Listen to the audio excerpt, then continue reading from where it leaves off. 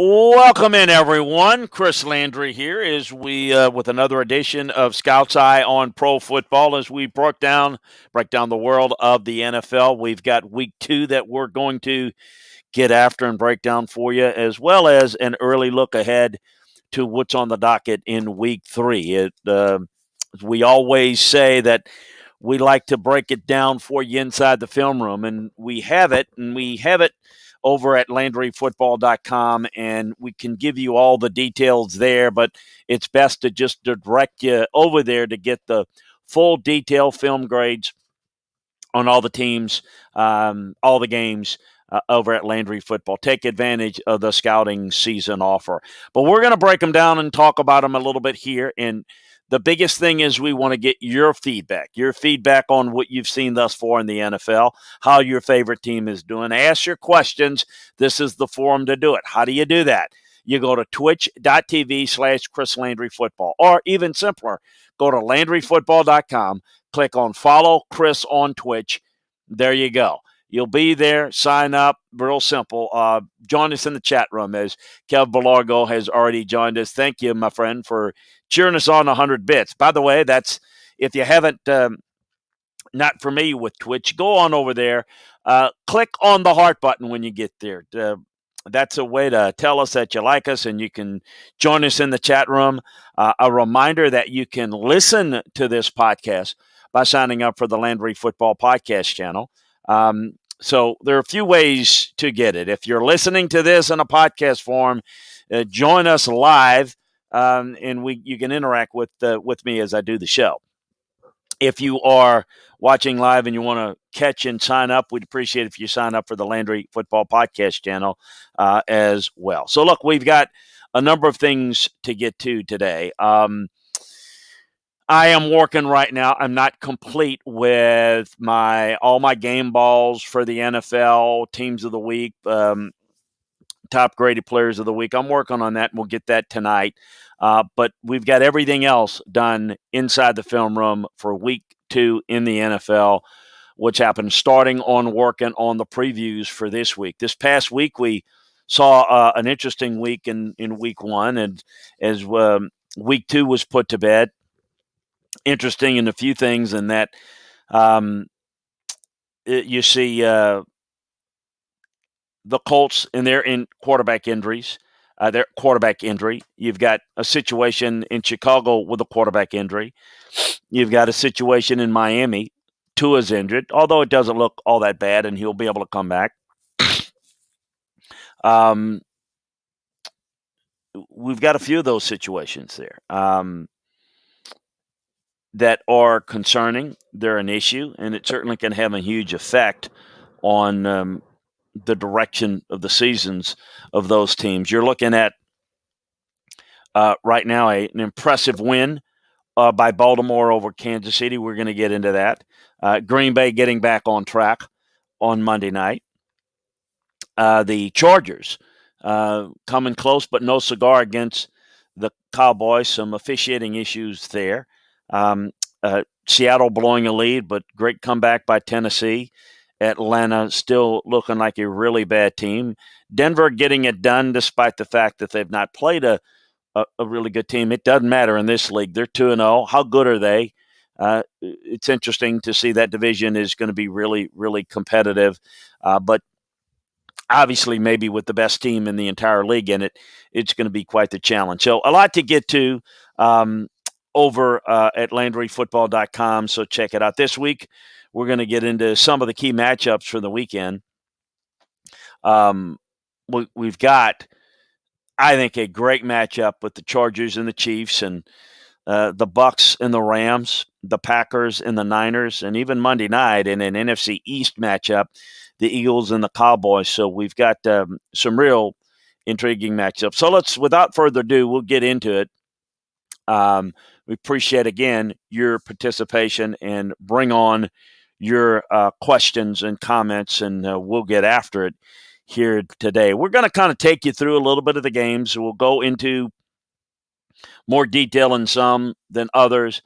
But I don't know. We can go maybe in no particular order, but I guess we'll go maybe with with the Sunday night game in Kansas City, as I am been able to put together the breakdowns, was able to finish the Monday night game film this morning.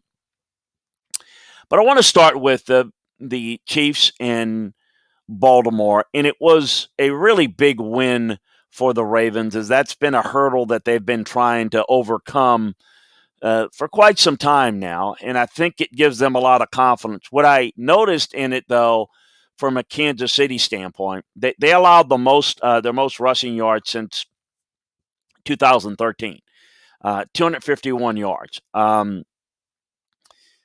The the Ravens outrushed them 251-62.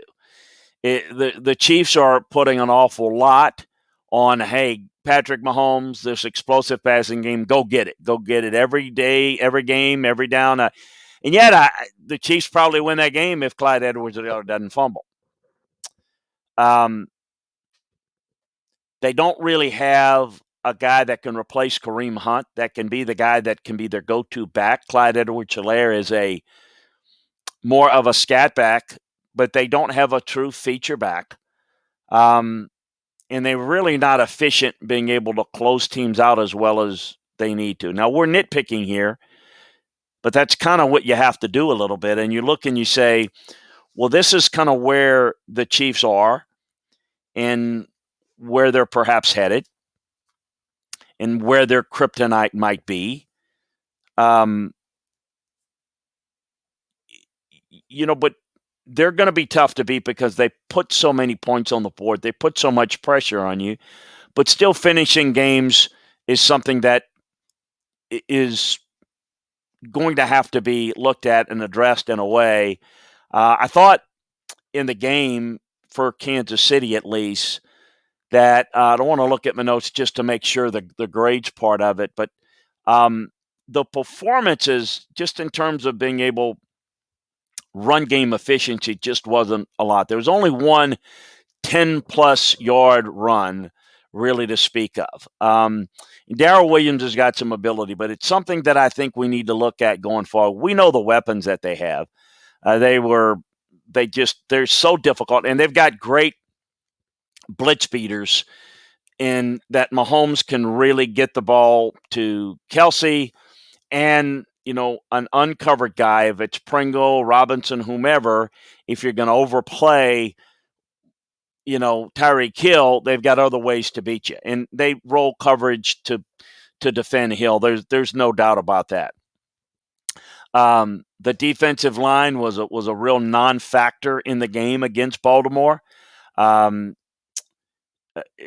didn't play well. Bolton didn't play all that well.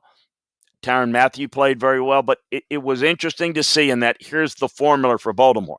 Can they replicate it in the playoffs? That's the key. It is the complete dichotomy and opposite formulas there. Kansas City's going to try to get ahead, play in front, make you chase.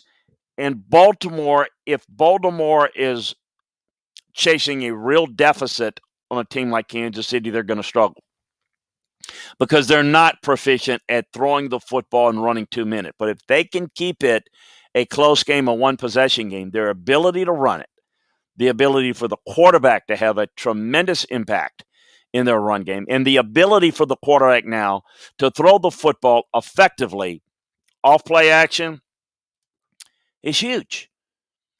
And so you see the formula for Baltimore. Yet, what I look and remind is there's no you win or you lose. But when you look at it and you study the process, Kansas City, we can go through all the flaws here or there. They still were in great position to win it. So with all that said, very, very difficult to kind of put this team away. But, you got to hand it to Baltimore. They know how to run it. We talk about great schemes and great pass schemes. Baltimore is the best run design team. They're down their top two running backs. The offensive line starters, Ronnie Stanley and Tyre Phillips, they're still able to run it. They gassed them running it. They know how to run it. Just like hard to keep the Chiefs passing attack down by taking one or two guys down. Hard to stop the Ravens. So, real impressive performance there in those two. Arizona, Minnesota. Kyler Murray is off to a great start. He has, he had 431 yards, 4 touchdowns.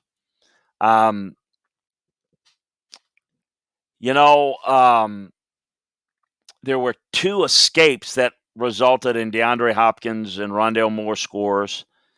And the third-year quarterback erased a 13-point half deficit before the second quarter's conclusion. The Cardinals are really pushing back now on this is a really good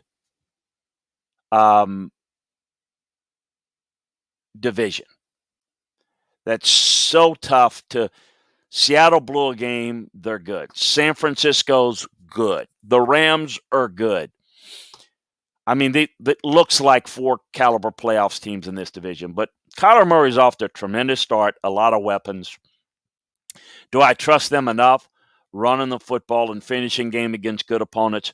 We shall see. They got the Jaguars next, so it won't be a problem, and they'll be off to a even better start after this next week. Now, the Vikings hopes at a more experienced roster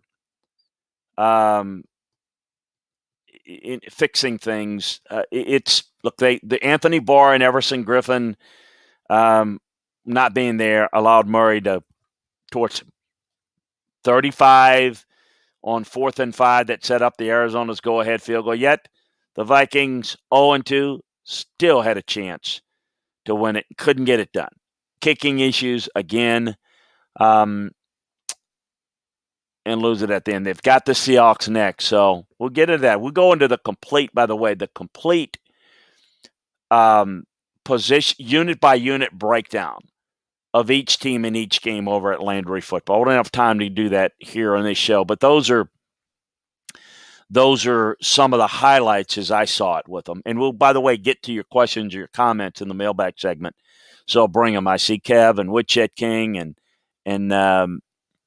89 Allen and my boy Tony joining us. So bring it. I appreciate you. We'll get to them all here towards the end. Now, for the Rams, no doubt who Matthew Stafford's comfortable with. It's Cooper Kupp. He's really developed a chemistry with Stafford. He gets open. He's nifty. They find good coverage matchups. He's off to a really good start, and I think they're doing a really good job of getting the passing game on track with Matthew Stafford being able to make plays that, quite frankly, they haven't been able to consistently make going forward. I want to give some kudos to the Colts. When I looked at the game, and as you know, for those of you that watch, I've got the monitor where I watch 6 games and I keep an eye. But when I go back and look at the games in totality individually, you see things sometimes a little bit differently as opposed to just following it but then studying it. But the Colts really, fought back in it. They dug themselves a hole. Look, I'm going to say this, and Carson Wentz is another quarterback injury that I failed to mention, talking about the injuries, and it's the first one on my mind. I don't know how I did mention him. I've got real concerns about his ability to stay healthy. It is a problem. He's got 2 sprained ankles. Protection hasn't been all that good. They're really looking like that's not going to work. And look, I fully believe that with Frank Reich, there's the ability, potential there to be a productive player. But, you have to be available. You have to stay healthy, and it's not his fault. It's not anything he's doing wrong in his preparation. It's just, we call it buzzard's luck. I don't know. Sometimes the the sun don't shine on you every day, but man, sometimes you wonder with these poor guys with injuries that they get some better luck. Tua's got in Miami's, I think he's got a little bit of a frail body, so I worry about him. But Carson, it's just not sure there. But I thought they fought back. But I'm a little bit worried they're struggling at the line of scrimmage of the Colts, and he just hasn't seen really good protection, and that's a team that's struggling, and they've got the Titans this week. And while no one's going to run away from that division, I mean, we know that the Texans and the Jags are bad, although the Texans we'll get to them in a second, playing pretty good. That's not going to be sustainable. And, I don't look like the Colts are going to be out of it. I mean, Tennessee with the win this week, I mean, they're off to a comfortable start there. Going to Tennessee and Seattle. What a performance by Derrick Henry. The Seahawks had the 15-point lead. I gave them no chance. Playing behind an offensive line that lost Taylor Lewan in warm-ups, Roger Saffold at left guard during the game. Derrick Henry put this team on its back, down 15. And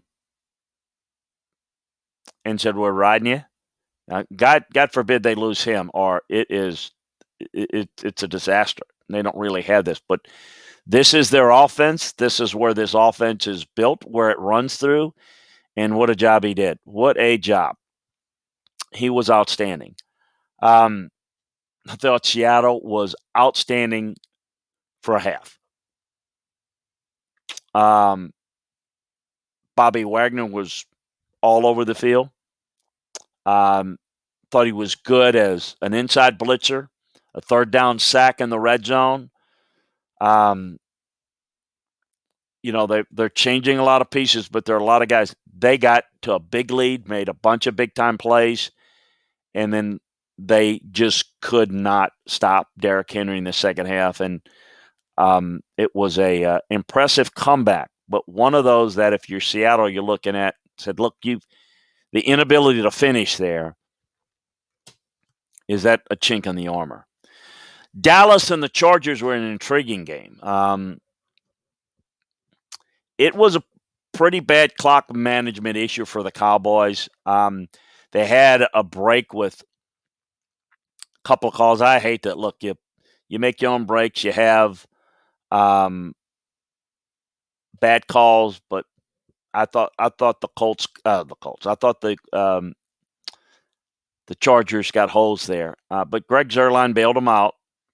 I thought the Chargers really tested Trevon Diggs, but I thought he stepped up and made some plays.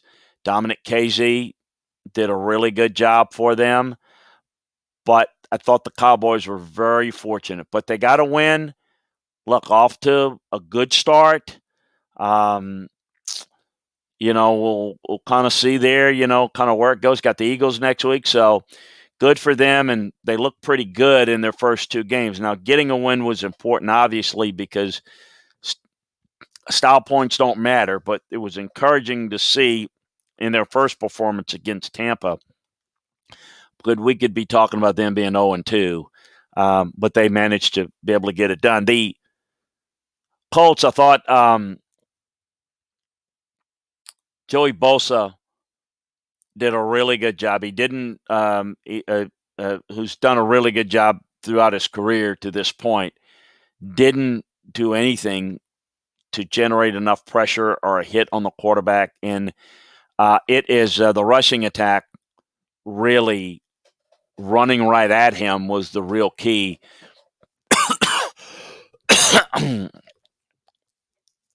It eliminated their ability. You're not going to believe this. A fly just went in my mouth. How awful. Got it out. But I thought the Cowboys did a really good job running right at the pass rush. I thought that, really, I'm going to tell you, Pollard right now is a little bit more effective as an explosive runner than Zeke is at this point. But the Chargers, and again, I go into the detailed breakdowns of how it looked. This is an offense. Justin Herbert is making unbelievable throws. Had the red zone pick that was costly. This is a game that I hate to say it, but this is the type of game that the Chargers have been blowing in the past. This has got to change. They're in a lot of games, and when you watch the Chargers on tape, I know it's hard to quantify it, and I try to do it in the breakdowns. They look like a much better team, and they're not quite getting it done. Now, they're early in the tenure of Brandon Staley, and I do like some of the things that are better than we saw under Anthony Lynn, but losing a game like this is pretty much what they've been doing in the past. A game that they probably should have won, but you've got to play a clean game, and I don't think the Cowboys played a clean game by any stretch. I thought the Chargers let one get away. The Broncos, Cortland Sutton, 6'4" wideout, coming off the ACL. I'm wondering a little bit. The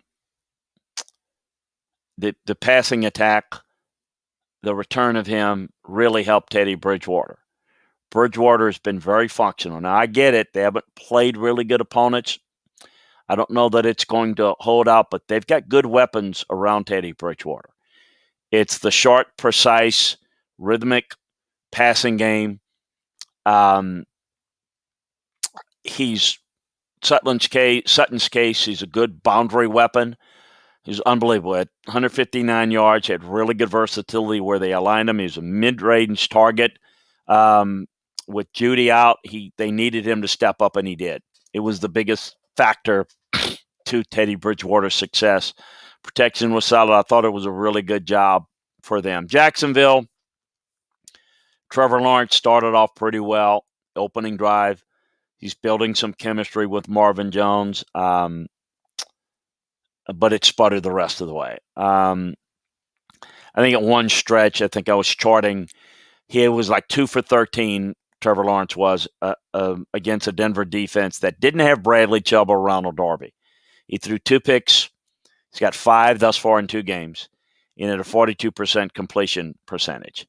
There's not a lot there. The game is operating really fast for young guys like this, and the team around them is not that good. They get the Cardinals next, and it's going to be a long season for the Jags. You should not be surprised by that. We've warned you, and don't know. I think we're talking about them picking very high, if not number 1 next year. Patriots, Jets, another situation with a team that's not very good with a young quarterback, but there is a team that's pretty good with a young quarterback. Now, the defense of the Patriots really stepped up and rendered this a no contest. They intercepted Zach Wilson 4 times, and 2 of those came on Wilson's first 2 throws, and J.C. Jackson was responsible for 2 of the 4. He's got 11 picks over the past 2 seasons, 19 as a pro. He came in this league as an undrafted free agent, and he has played very, very well. Besides Xavier Howard, no one else has had more than 15 picks to that point in their in that span. With Stephon Gilmore on the PUP list, he played well. They had a really good game plan. They caused a lot of problems. The Patriots got the Saints next. The Jets, look, we've talked about it before, and this is important to understand. And we'll talk about Sam Darnold when I get to the Panthers. But Sam Darnold project didn't work. Let's move on from him and get somebody else. And I'm not questioning Zach Wilson, but the quarterback's the issue. Let's go get the quarterback. Let's rebuild this. The team's not very good. They're not good around Sam Darnold. They're not good around Zach Wilson. You think Trevor Lawrence would be any better with the Jets he would be with the Jags? No. Team's not very good. Sam Darnold's playing pretty well. We'll get to that. Zach Wilson didn't play well. We talked about the 4 picks. Mekhi Becton went out early. That hurt. Not a lot of weapons. It's going to be a long season for the young guy. A lot of growing pains. Falcons are another team that really looks bad. Now, we'll say this. There was some signs of life. Bucks had an 18-point halftime lead. They cut it to 3 entering the fourth quarter. And, you know, they had a couple of plays on defense, made some plays. But in the end, the Bucks pressured Ryan on both the interceptions, one coming on a tip ball. This team has got a ways to go. And, you know, I know what they're trying to do in Atlanta, but they don't have a running game. They're poor at both sides of the line of scrimmage, and it's hard to really get the play-action passing game going. And we can talk about, you know, the potential of their first-round draft pick. They just don't have a whole lot. Meanwhile, the Bucks played well mostly, had that stretch where they didn't in the second half, but Brady had 5 touchdown passes. You know, he was Brady. He spread the ball around. I think they've had like 30 points for 9 straight games, counting the playoffs. They're getting it done methodically. Defensively, they're good. Really, really impressive. The Derek Carr criticism is getting silenced a little bit right now. Darren Waller has been phenomenal for the first 2 weeks. Certainly against the comeback and the weird win against the Ravens. They dialed up some big-time plays against Pittsburgh. Henry Ruggs ran past Ahkello Witherspoon for a touchdown pass. Derek Carr was phenomenal. Foster Moreau and Renfro. Drake had big games. Derek Carr was outstanding. The defense was outstanding.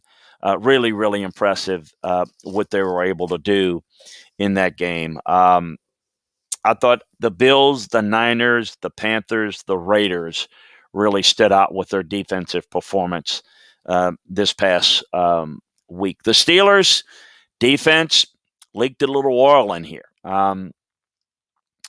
They were down to 5. They were down 5 starters. T.J. Watt wasn't there. Tuitt wasn't there. Bush wasn't there. Joe Hayden. They got a depleted secondary to begin with. You know, listen, no excuses in this league, but when you're trying to figure out, well, what's wrong with their defense, that's what's wrong. When you're not completely healthy or when you have that many issues, you're going to be limited. So, again, keep that in mind. It's why I always say, let's see how these teams develop through 5 weeks and let's see who can stay healthy.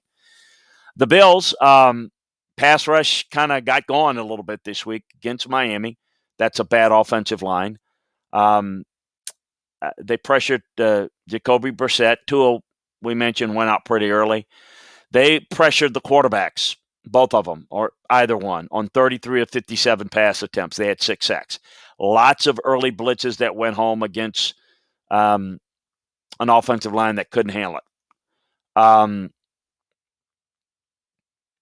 The Dolphins, you know, I think they've got to be concerned. Tua's got a rib injury, not serious, but it's the same thing.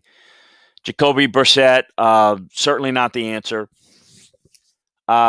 Capable backup, but limited. And you wonder if they're thinking about their future, much like Indianapolis. I think you've got to be thinking about that. I'm not saying you have to come to a complete conclusion today, but you better be thinking about that.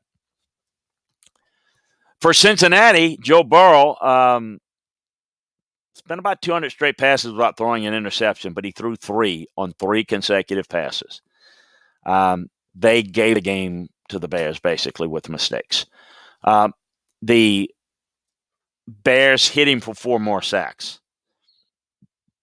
So you've got 9 sacks, I believe, already on him. You got another issue of a young quarterback, a lot of talent. I mean, with a lot of talent, and you got some playmakers. But if you can't protect for them, you got to turn the football over.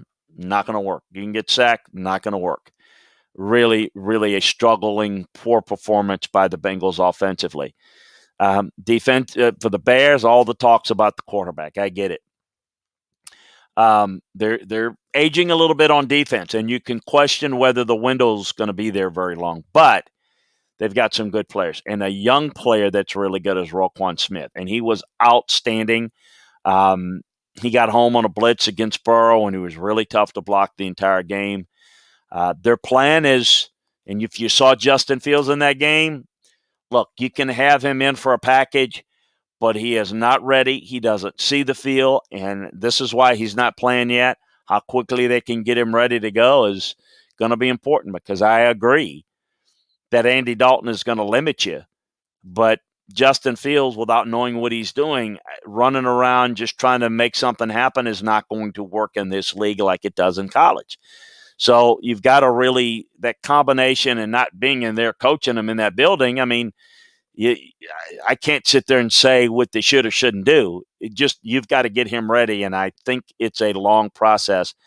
And I don't know when they're going to be ready to put a package in for him. And people say, well, you throw him in there and let him learn. No. If he doesn't know what he's doing, you're only ingraining bad habits. They've got to get him to understand simplistic reads, understandings, and then give him a simplified package, and then let him go be a playmaker. At what point, how quick, don't know. The Niners, the Eagles. 49ers kept Trey Lance locked up again, and they saw more running back injury. Man, when it happens in bunches. Javon Kinlaw blocked a field goal. Jaquiski Tartt ran down Quez Watkins. Short field position was a big part. This is a good team. With Nick Bosa now up to 3 sacks, the defense is really good. I mentioned them as one of the teams that's really playing well. I'm excited to see what they do against the Packers Sunday night. This looks like a more complete team than the Packers. But I'm curious to see. Now, this is the team that's pretty good. They're kind of working Trey Lance, behind the scenes, but they've got a little bit more stable situation and a better team, and Jimmy G that they're more comfortable playing. Philadelphia, you see that Jalen Hurts still has a ways to go, and I thought he did a good job against the Falcons week 1. It was the Falcons. You've got some injury issues with Graham, and Brooks went down Sunday. Graham is done for the year. Graham tore his Achilles, and then this is going to be a tough go here. This team still has been pretty good at the line of scrimmage. Jalen Hurts' consistency in the passing game is going to continue to be a work in progress. Davis Mills got some work with the Texans. They're pesky. Now, Tyrod Taylor's out. It's another one of those quarterbacks. So they're having to play this young guy in. He's really bright, good decision maker, sees things, but it's not really athletic, not really overly talented. This is going to make it difficult. They get the Panthers on Thursday in what looks like a really tough matchup for them. The Browns, Baker Mayfield. I know the Texans are not that good, but the Browns were down Jarvis Landry for 3+ quarters. And then, although Beckham's not there, Mayfield is really good. 19 for 21, and in not much out of the receiving core. They found Austin Hooper and Harrison Bryant. Mayfield made plays with his legs. They need their receivers back if they're going to be really challengers. But that was just a good, functional win. Speaking of the Bears, that's who the Browns have next. Focusing with the run game, but at least they've got a passing game, a guy that can throw the football, but they've got to get some of those passing weapons back.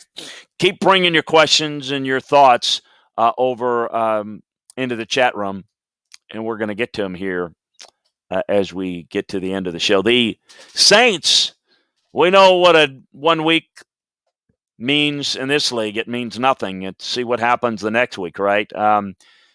35+ against the Packers, to -19 against a team in the Panthers. It looked completely different. You can talk about all the issues, missing coaches and COVID protocols, all those things caught up to them. There's no doubt.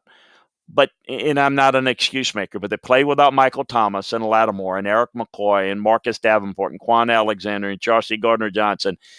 So my takeaway from the game, besides it's a bad week, Jameis Winston, got to protect the football. You got to live for another play, young man. Sean Payton swore up and down, and I met with him, this spring, and he's not going to turn the football over this year. That was a game in which he started to force and make turnovers. You can't have that. You got to live for another play, punt it. You got to. This wasn't a good game, and it was as bad as the first week was good. They've got New England this week. This is going to be a challenge for the Saints. It's going to have to look different. They're going to have to be healthy and play well defensively, and they're going to have to run the football to keep Jameis out of harm's way so he doesn't turn the football over. You turn the football over, you lose in this league. It's just not going to happen. Panthers' pass rush was outstanding. They limited, first of all, Alvin Kamara to 5 rushing yards. They hounded Winston. Look, they were really good last week against the Jets. They were just good this week. Hassan Reddick was outstanding. Brian Burns, Morgan Fox, 10 quarterback pressures, 5 hits on the year. They're getting after the quarterback. They put a lot of emphasis on building that defense, and it's starting to pay off. So, good start for them. They got the Texans on Thursday night, so they're in a position for a nice start. I don't know how much of a challenge they're going to be to the Bucs, but they certainly, as we head towards, another week before we get this weekend and one other week, we have a quarter of the season. We break the league down into quarters, and we used to anyway with 16 games. So we'll take like five games. 3-0 would be a really good start for Carolina to at least stay in the mix. The Giants and Washington. You may have forgotten that game was already on Thursday, but some thoughts on that, and we'll get into a little bit of the Monday night game. Nick Gates, that gruesome injury, stripped the Giants of a starting offensive lineman. Shane Lemieux on IR. Center Billy Price and Ben Bredesen. You got some issues there, and they've tried to work that, but staying healthy. Thought Daniel Jones did a really good job, all things considered. For Washington, J.D. McKissick, 4-year backup, special teamer in Seattle and Detroit. He's kept hold of his role and as a passing down back. I remember him coming out of Arkansas State as a receiver, and he caught the ball very well, but he had good run after catch skills. He's a really good player. He's versatile. But it was to me a game that in watching it, it wasn't like, boy, these are two really good teams. But it was a really good game. It was a competitive game. So I thought it kind of opened up the week pretty good. For Green Bay and Detroit last night, thought Detroit came out pretty well early. I thought they had good rhythm to their offense. The thing about it is, and I thought they did a good job of taking a lot of the game plan that the Saints had against Green Bay. And that's what you try to do against Rodgers is you play a lot of too deep, try to force it underneath, limit the big plays. You can see he wants to go deep, and he's not going to take the easy. He's going to attack. So you got to force him into some bad plays. I thought they did to some degree. They were able to make some plays on the ball, but when you get them to do that, you got to come up with picks. You got to create turnovers. And on your end, you got to play clean. You got to be able to run the football some against them and soften their defense, which I don't think the Packers' defense is good enough for them to go real far. They'll go as far as Rodgers can take them, and I just don't think this defense is good enough. But the Lions are still a ways away from the Packers at this point. I thought they played well for a while, but then typical said, well, but if it wasn't for the turnovers, again, and I've talked about this a lot on the college shows, that's what makes your team not real good is when you turn the football over, when you don't do a good job. Those are the things that make you less than good. That's kind of where they are. I do like their fight. They're down some guys already on defense. I'd like to see them run the football a little bit more consistently, and that's what they've got to do. I thought Goff threw the ball reasonably well. He caused some problems, but there's a pair of fumbles there that were costly. I know it started to rain. I thought DeAndre Swift is a good back and can help them. I thought Cephas played well for him. I don't know where this. Someone asked me about, well, Penei Sewell's not playing. Well, Penei Sewell's playing very well. I thought he played very well against last night. Now, again, I know this is not a great Packer front, but they played pretty well. I thought the Packers' offensive line had their way with the Lions' defense in the game. I thought the linebackers struggled with all the pre-snap motions. I'm about to say Favre. Rodgers can do that to you. They were exploited in one-on matchups and coverage. I thought Rodgers kind of got it going. I thought Aaron Jones was effective in the pass game. Davante Adams still special. Still think the offensive line of the Pack's a good run blocking unit, particularly because how Rodgers is able to set them. No one did a really good job on that defensive line. Without Zadarius Smith, they really are in trouble.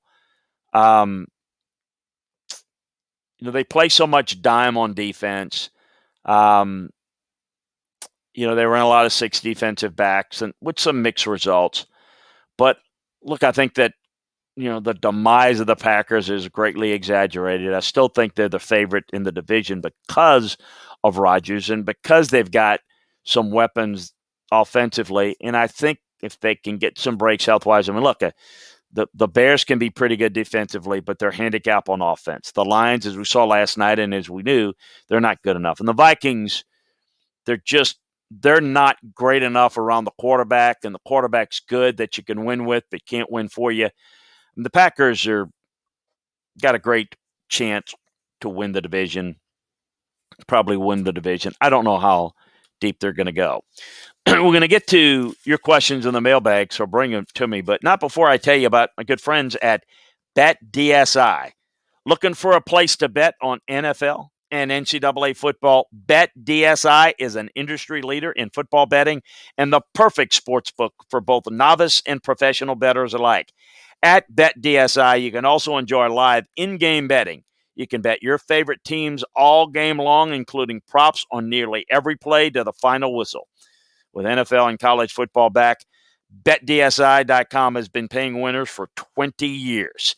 Top rated on betting review sites. Use your sports and pop culture knowledge to make some extra cash this week. BetDSI has a very user-friendly interface and a mobile site. BetDSI has the fastest payouts in the industry. Simply play, win, and get paid. They offer options for everything. NFL, college football, when the NBA and NHL get going again, golf, UFC, you name it.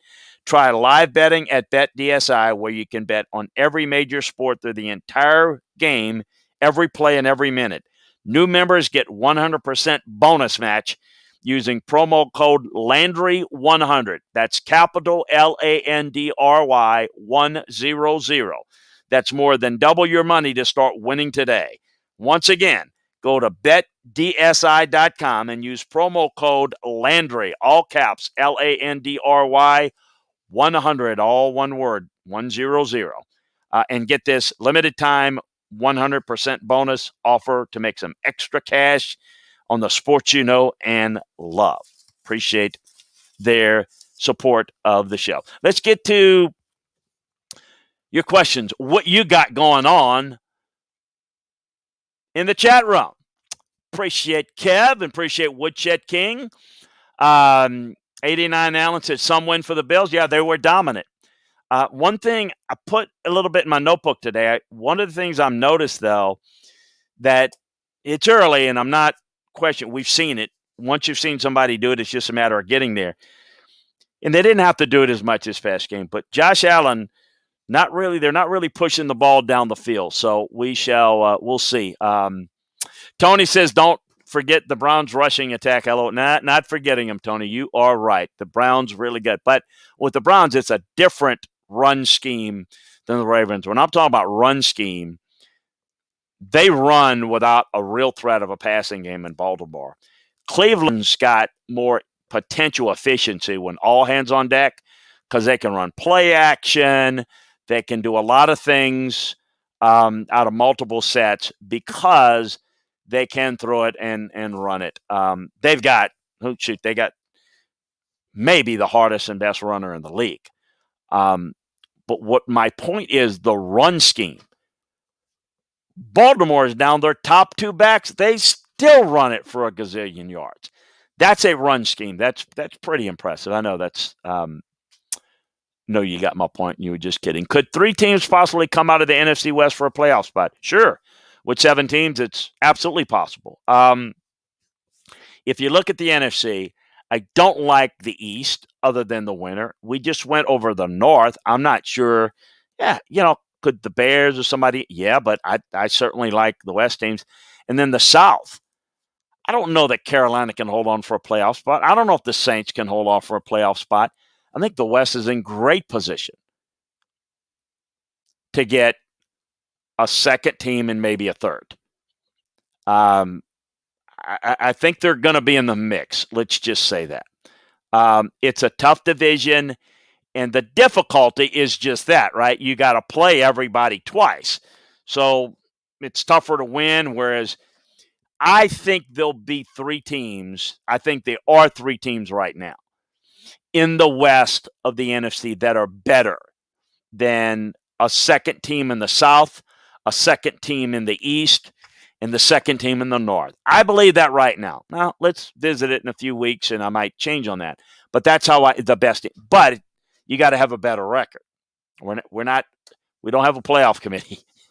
So, as you know, because you have to play tougher teams, those other teams get to play easier opponents. It's a tough division. You're absolutely right. What is your assessment of Tennessee's short passing game? Look, I think that it's a work in progress. I think that they've got receivers that they've got to really work the passing game off the play action. There's no question that Derrick Henry is the focal point, but you've got to make people overplay the run, and I do think they've got some matchups, and I think they can make plays in the passing game. I think it's a work in progress. I still think that the Titans are the best team in that division, and I do think fully healthy, they have a chance to be a tough team that could be competitive in the playoffs. The Chargers couldn't contain Tony Pollard. No, they couldn't, and it was really surprising that they were not able to do it. And they ran right at him, and that was the issue. You said in the offseason Baker needed to be better at decision-making and going through progressions as he improved the first 2 games. It's been okay. Look, I mean, it's not a fair assessment at this point of Baker because, like this past, I mean, he doesn't have all his weapons. So a lot of what they're doing is working around him. I mean, like they didn't throw it a whole bunch this past week. So I think it's not just going through progressions, but being patient. I don't think you can be more patient than what we saw last week. Now, I get it if that game was maybe more of a threat or, maybe he gets antsy and he forces it. It's more forcing the ball. It's more, I'm going to make something happen. I thought this past week he kind of led the team. It was about the running game. It was about him running it. And I think we're going to have to see. Through 2 games, I would say very incomplete at this point. How long does it take a new defense with new players to get together and communicate together? Wondering about the Browns. It takes it's a constant work in progress. It's not like a simple task where you say, I got to go and do this, and it's going to take a certain amount of time to do it, and then it's done. And we got that figured out. It's a work in progress. So what happens is how you call things and how you adjust and all your checks take a little while to kind of get a feel for. Then it constantly challenges you because what your opponent is doing requires different things and alterations from game to game, week to week. So you may play more coverage looks one week a certain way, and then you play them differently the next week. Much more than you see in college. You play a lot different. You're much more diverse in the NFL. So it's not just learning it, but making the adjustments and then how you're going to want to make the adjustment post snap. So it's not just figuring it out and hearing it or seeing it and what the call is, but understanding based upon pre-snap movements, how are we going to adjust from pre-snap to post-snap? The Bucs are a different defense when Devin White is weaponized in the pass rush. Yeah, there's no question about it. Because they're not – look, nobody has enough pass rushers. They are good, but he just adds another weapon. Now, obviously, he's great at closing. He's a great blitzer. He's a great as a rusher, and he's great in pursuit. He's just an outstanding player. Does Dimitri Felton compare to Eric Metcalf? Oh, similar style, Tony. Eric didn't have a great career, but he had a really good one. I thought Eric was a little bit more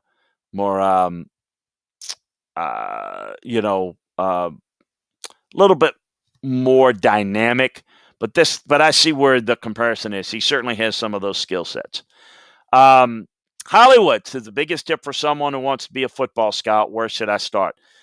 That's a good question. Feel free to hit me up on an email at LandryFootball.com, Hollywood. But I don't know. I need to know a little bit more about your situation, and we can discuss that privately. But depending on where you are, I encourage young people that, first of all, it's tough to get in. It's very competitive. I'm a big believer. A lot of people do it differently today. I'm a big believer in having guys with a coaching background. So if you're in a position to maybe even start at high school, learning how to coach, maybe getting an opportunity at one of these positions in college as an understudy, I think those things are really helpful. There are a lot of people that do it differently today, though. There are a lot of people that get into it on the administrative side, and I would encourage you to check that out as well.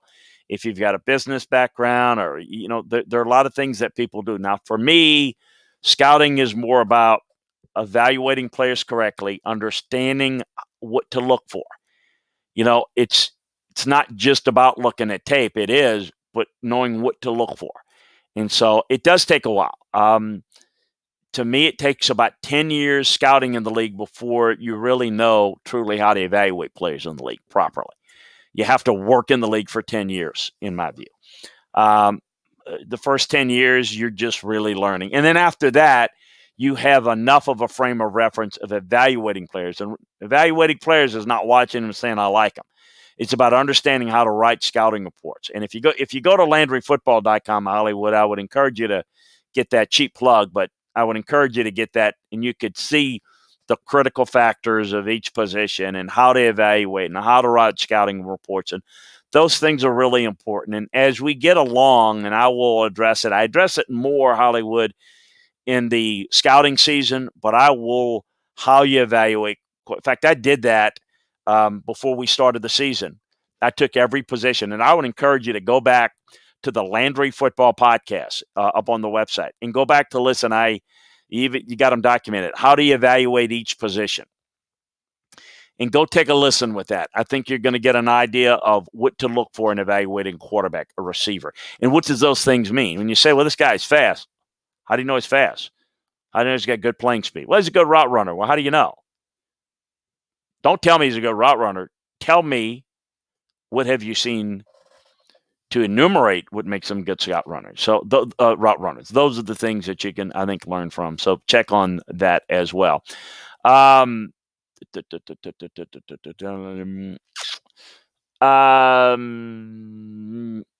Let's see. The edge rushers of the Panthers were crashing the pocket scot-free. They were looking for a bright spot. Peyton Turner showed some promise as a pass rusher. Thoughts on his play? He did. Peyton did pretty well, no question about it. Tony says, do you see Grant Delpit being productive on the Browns defense? I do.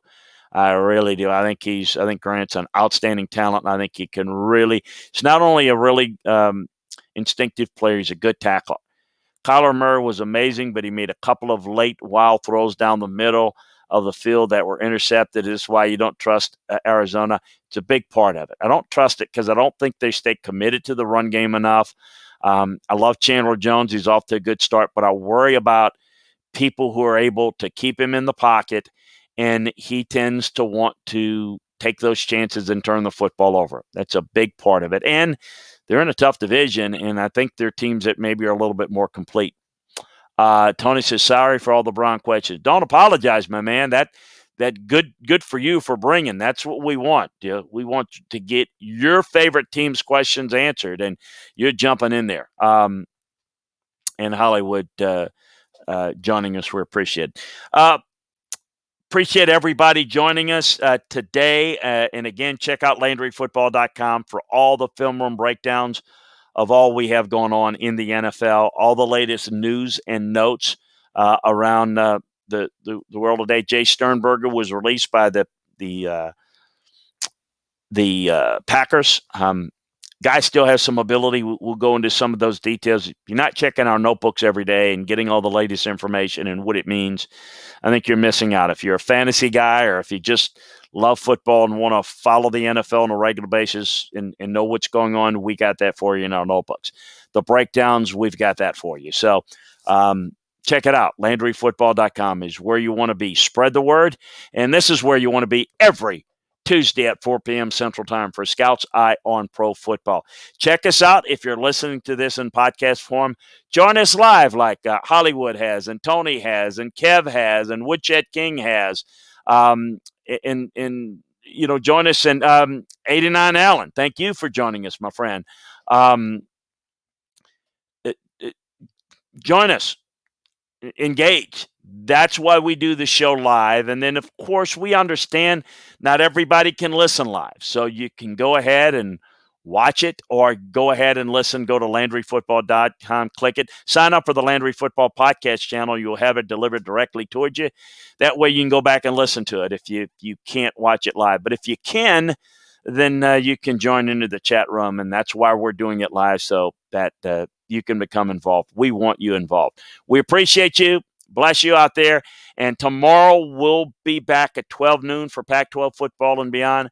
Always have to look. If you're wondering why I'm looking, I've got a board here of when the shows are, and I should commit it to memory, and I do, but then sometimes my brain is behind or ahead of my tongue. So it's Pac-12 football and beyond at 12 noon at Central, and 1 p.m. it's Big 12 football and beyond. And 5 o'clock, we're going to do the Landry Football Podcast. I'm not quite – I think I know what I'm going to do there, but I'm going to surprise you. We're probably going to talk about understanding play calls maybe in certain games and what it really mean and what it really means and doesn't mean, and sometimes how you can get fooled and maybe not necessarily the guy on TV. Not that they're doing a bad job, but they may be missing something. We're going to probably get into some of that on the Landry Football Podcast, that at 5 p.m. Central tomorrow on this same channel.